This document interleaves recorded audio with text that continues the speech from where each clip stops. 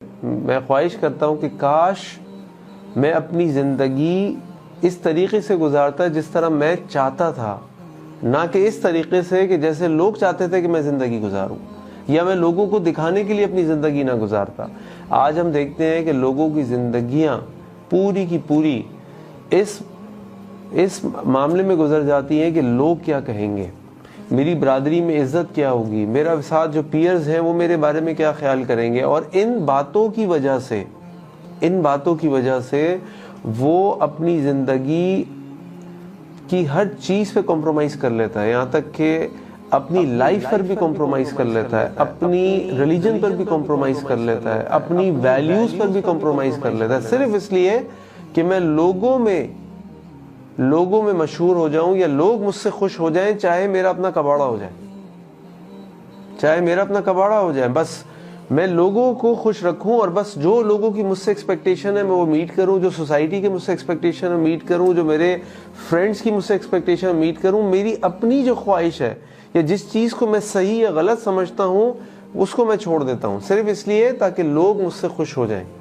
اور لوگ میرے بارے میں وہ بات کریں کہ میں سوسائٹی کے اندر اور لوگوں کے درمیان پازیٹیو ہو جاؤں۔ اور آپ دیکھیے کہ ہمارے سامنے جو سب سے بہترین اگزامپل ہے وہ اللہ کے نبی صلی اللہ علیہ وسلم کی اگزامپل ہے۔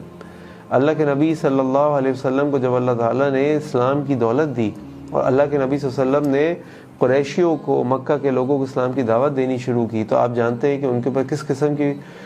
پروسیکیوشنز ہوئیں، ان کو ٹارچر کیا گیا، ان کے ساتھ کیا نہیں کیا گیا، لیکن وہ he stood firm, he never compromised on his values, on his religion۔ یہاں تک کہ مشرکین مکہ اللہ کے نبی صلی اللہ علیہ وسلم کے چاچا ابو طالب کے پاس گئے، وہ جانتے تھے کہ ابو طالب is the biggest supporter of Prophet صلی اللہ علیہ وسلم، اور اگر جب تک ابو طالب ہے ہم Prophet صلی اللہ علیہ وسلم کو کچھ نہیں کہہ سکتے۔ وہ ابو طالب کے پاس گئے اور جا کے ان سے کہا کہ اپنے بھتیجے محمد کو سمجھاؤ، یہ جو چاہتا ہے ہم اس کو دے دیں گے، لیکن اس کو بولو کہ اسلام کی دعوت دینا چھوڑ دے۔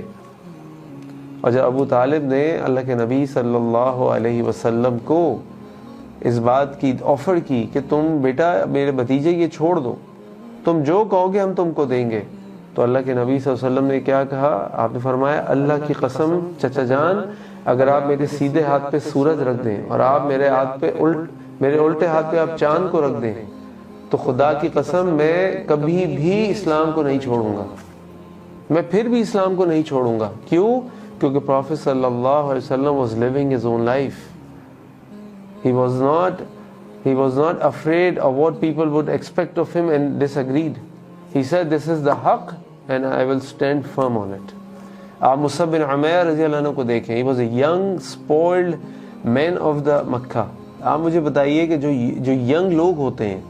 وہ ینگ لوگوں کی جو خواہشات ہوتی ہیں وہ کیا ہوتی ہیں؟ ایک آدمی بڑا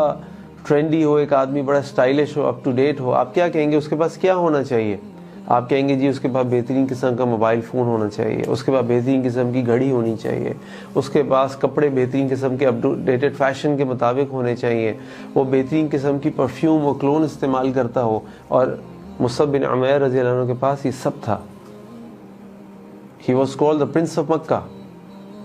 لیکن جب مصعب بن عمیر رضی اللہ عنہ اسلام قبول کیا تو انہوں نے اس حق کی خاطر، جس کو وہ حق سمجھتے تھے اور جو حق ہے، مصعب بن عمیر رضی اللہ عنہ نے سب کچھ چھوڑ دیا،